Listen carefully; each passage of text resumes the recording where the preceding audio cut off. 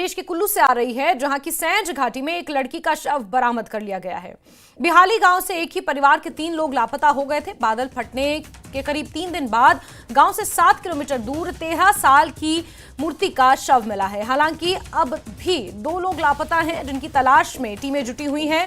लड़की के शव को पुलिस ने कब्जे में लेकर बंजार अस्पताल पहुंचा दिया है, जहां 13 साल की मूर्ति के शव का पोस्टमार्टम किया जाएगा। और एक बार फिर से हिमाचल प्रदेश में तबाही का ये मंजर बरसात की शुरुआत में ही देखने को मिल रहा है।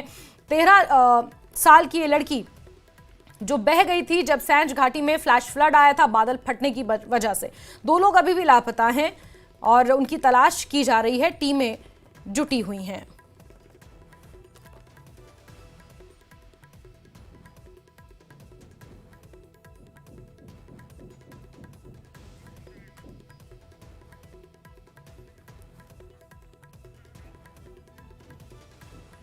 तो कुल्लू में एक शव बरामद हो चुका है। 13 साल की मूर्ति, उसका शव मिला है। अब पोस्टमार्टम के लिए बंजार अस्पताल पहुंचाया जा रहा है।